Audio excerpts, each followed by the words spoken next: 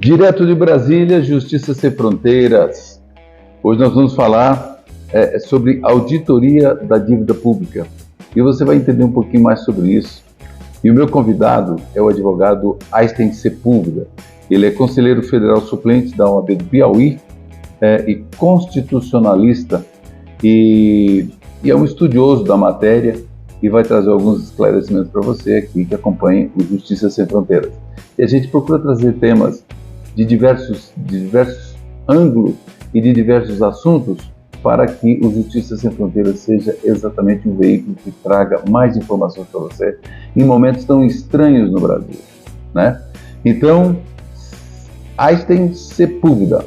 Meu amigo Aysten, tudo bem? A gente se encontra aqui no Brasil, no Conselho Federal, e você, muita honra, concedeu aqui esse tempo para a gente bater um papo. Tudo bem com você? É uma grande satisfação, meu querido amigo Celso Gomes, aqui participar deste programa Justiça Sem Fronteira, que vai reverberar para todo o Brasil essa cultura jurídica vasta, trazendo temas importantes para a discussão do cenário nacional. A dívida pública é um tema muito atual. É um tema que passa sobre o processo político brasileiro, sobretudo nos debates dos presidenciáveis aí, nessa nova campanha presidencial que se aproxima. Eu considero a dívida pública brasileira um mecanismo criado pelo sistema financeiro nacional, uma filial do grande sistema financeiro internacional, que nos retira recursos extremamente essenciais para que o Brasil possa um dia alcançar políticas de bem-estar social, normas programáticas constitucionais, desenvolvimento de direitos sociais como moradia, educação, lazer, segurança, transporte, felicidade. Nosso país passa por um processo novo de colonização, que assim o chamo, pela existência da dívida pública que nunca foi auditada no nosso país. E agora me diga uma coisa, e o que isso de fato reflete na vida da população brasileira? De forma direta. Veja só, nós passamos por toda uma colonização portuguesa ao longo da história do Brasil, e a política de extrativismo, a política do pau-brasil, a política depois da escravidão, e mesmo depois da proclamação da independência, 200 anos depois, nós nos encontramos ainda com os grilhões de uma dívida pública que nunca foi auditada. Veja que impacto isso tem. É uma espécie de nova colonização, mas uma colonização global de um sistema financeiro irracional que aplica no Brasil preceitos capitalistas da época da origem do capitalismo. Não que estejamos contra uma economia capitalista, não existe um modelo melhor do que o capitalismo. A história já prova isso. Mas o que nós queremos aqui é o capitalismo aplicado nos países socialistas americanos. Veja só, nós temos um país que se diz o país mais capitalista do mundo que não aplica contra os seus nacionais perversos tributos, como se aplica aqui no Brasil, e que esses perversos tributos não são apenas a serviço de dívida pública e a serviço de pagamento de juros. Veja porque essa nossa capitalização, essa nova colonização, 51% do orçamento do Brasil, ele é hoje tragado pela dívida pública brasileira. Você pode pensar, Celso, que isso é um valor irrisório, mas não é. Dentro de um orçamento de 3,8 trilhões de reais, 1,9 trilhão de reais, dinheiro da nossa arrecadação fiscal, vai para pagamento de juros na dívida pública incontrolável. Veja só, nós somos o país que aplica contra si os maiores juros do planeta. Exato. Que absurdo. E isso ganha uma gravidade muito maior quando a todo momento se fala em lei de responsabilidade fiscal, cumprimento de meta de superávit primário, mas não se fala em limite de teto para juros da dívida. Agora me diga uma coisa, e essa auditoria que você fala, de quem depende? Quem que tem que levantar essa questão e efetivamente cumprir isso, até para saber em que patamar está? Hoje nós passamos por uma crise institucional dos poderes muito forte. Mas essa crise não vem de agora. Essa crise já vem desde o nascimento da Constituição de 1988. Veja só, A nossa Constituição, o mens lege da Constituição, é tão inteligente que no artigo 26 do ato das disposições constitucionais transitórias, ele diz o seguinte: após a promulgação da Constituição, um ano após a promulgação da Constituição, o Congresso Nacional, e aí não é apenas o Senado ou a Câmara, o Congresso Nacional fará uma auditoria através de uma comissão mista com poderes de comissão parlamentar de inquérito para se apurar a real dívida pública internacional externa brasileira, a real dívida brasileira, um ano após a promulgação da Constituição. E você sabe quando isso foi feito? Nunca. Nós temos uma norma legal que trata do tema, mas há uma omissão dos poderes constituídos para tanto, no caso, o Congresso Nacional, de fazer essa auditoria pública. Sabe, Celso, ela até foi instalada em 1989, mas ela caducou pelo transcurso do prazo das próprias CPIs. Na verdade, era uma avalanche de CPI. Na verdade, se criou uma espécie teratológica de entendimento de que essa comissão, que representa o espírito originário da Constituição, seria uma CPI, quando na verdade não. O artigo 26 diz claro, com poder de CPI. Essa comissão poderia durar anos. Ela não estava distrita a apenas 180 dias, renovar por mais 180 dias, como foi o entendimento do Congresso na época, que antes de terminar, que após esse prazo, terminou sem concluir. Agora, me responda o seguinte, foi por acaso ou quem ganha com isso? Olha, isso nada é por acaso. Se coincidências acontecessem, poderiam acontecer coincidências para se acertar. Certo. Já pensou? Se, olha, coincidiu da dívida pública realmente ser analisada e se constatar que o Brasil não deve isso que deve, por um simples acaso da coincidência. Certo. Vocês não acreditam em coincidência. Isso é uma omissão do poder legislativo brasileiro, porque está desrespeitando um comando constitucional. Aí veja só, aí nós estamos diante de um grave caso de judicialização da política. Veja, aí nós vamos entregar para um outro poder resolver aquilo que um poder é incompetente para poder, que é competente para poder resolver, mas que se nega a resolver o seu próprio mistério. Certo. E vai entregar a um outro poder. E quem seria esse outro poder? Quem seria esse outro poder para resolver esse problema constitucional? Nós sabemos que nós temos um poder executivo, um poder legislativo e um poder judiciário. A Constituição não obrigava o poder executivo a fazer nada, mas obrigava o poder legislativo, por suas duas composições, Senado e Câmara, e que não fizeram. E dentro dessa omissão, o Conselho Federal da OAB impetra uma arguição de descumprimento de preceito fundamental no ano de 2004, mais precisamente em dezembro de 2004. Essa DPF, ela tramita no Supremo Tribunal Federal, ou tramitou no Supremo Tribunal Federal, sob o número de 59, a DPF número 59. E, querido amigo, a gente, depois de 18 anos, nos encontramos num novo dilema. Mesmo o Conselho Federal da OAB tendo proposto uma DPF, arguição de descumprimento de preceito fundamental. Eu digo, deixa eu esclarecer o que é DPF para a nossa audiência. É exatamente isso. Quando existe um preceito que é comando constitucional para ser observado, ele não é observado pelo legislador, o mecanismo é um ADPF, chamado Ação de Descumprimento de Preceito Fundamental. Isso. O Conselho Federal, nos idos de 2004, ingressou com essa DPF, a DPF número 59, como eu acabei de afirmar. E vejam só, na época, então, o ministro Aires Brito recepciona essa ADPF, mas pasmem, eis a questão. Se omitir é uma decisão, não decidir é uma maneira de decidir? O silêncio é uma manifestação. O silêncio é uma manifestação de decisão. Após 18 anos, o Supremo Tribunal Federal do Brasil, agora já no mês de julho desse ano, diz que a DPF não é um mecanismo processual adequado para se discutir esse problema que acaba com a economia brasileira, que retira de você brasileiro,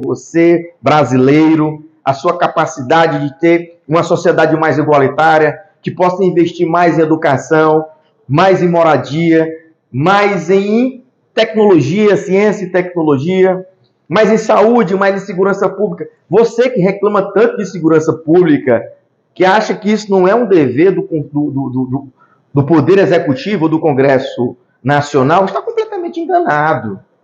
Vejam só. Agora isso, só fazendo... Eu digo, aí chega nesse ponto, vai ter que recomeçar isso? E é o que nós vamos propor para o Conselho Federal da OAB. Assim. Recomeçar. Recomeçar e acompanhar. Recomeçar através de quê? Através da afirmação de que não existem palavras em vão na Constituição. Tudo existe para que seja cumprido. E uma auditoria de uma dívida pública não é algo impossível. Outros países da América do Sul já fizeram. Exemplo do Equador fez recentemente. E constatou-se lá que a dívida era praticamente inexistente. Veja só. Olha o que significa isso. Veja só o que significa isso. Nós estamos falando de 51% do orçamento da União. Não existe nenhuma outra fonte de gasto da União que consuma o que essa dívida absurda está consumindo do suor dos tributos, da arrecadação tributária fiscal dos brasileiros.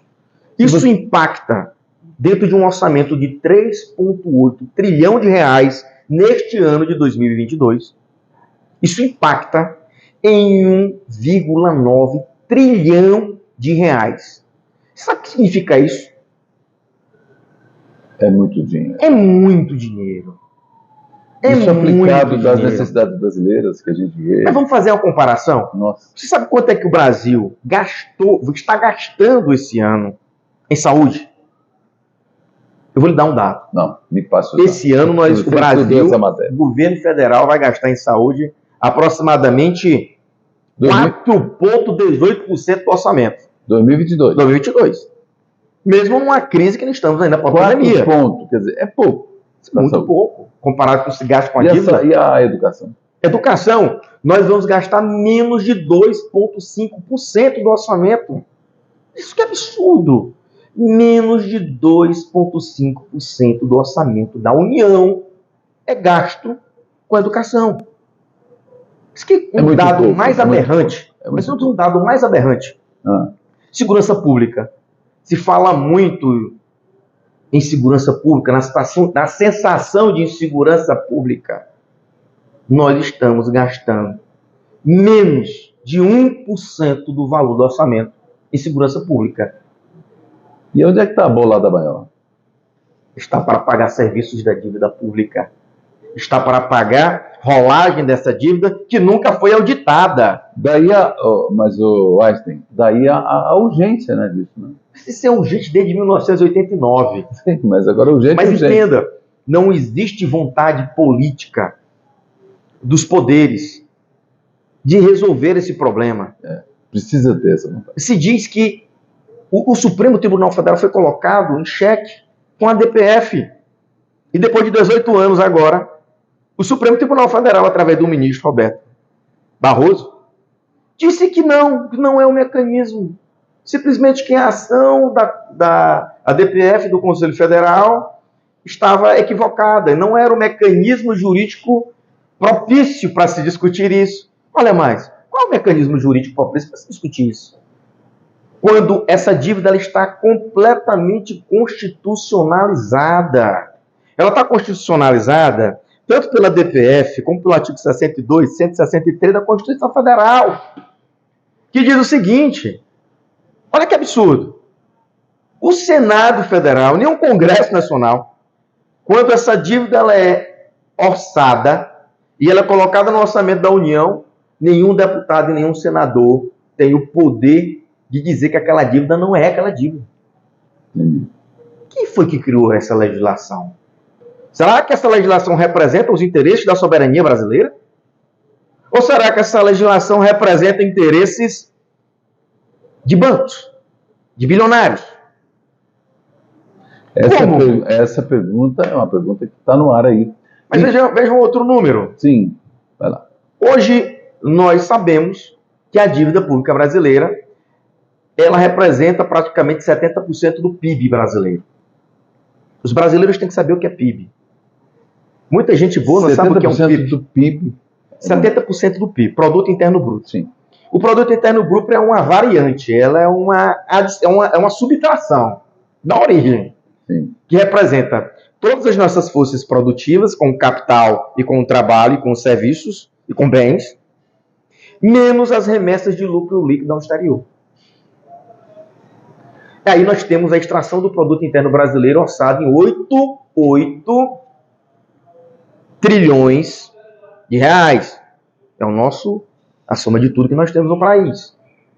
Do Iapoque ao Chuí. E da força dos nossos 220 milhões de brasileiros. Agora me diga uma coisa. Veja só. Sim. Só para completar um raciocínio, Celso. Só para completar um raciocínio. Se ele representa 70% de 8 bilhões, nós temos quanto a dever? Algo aproximadamente em torno de 6 trilhões.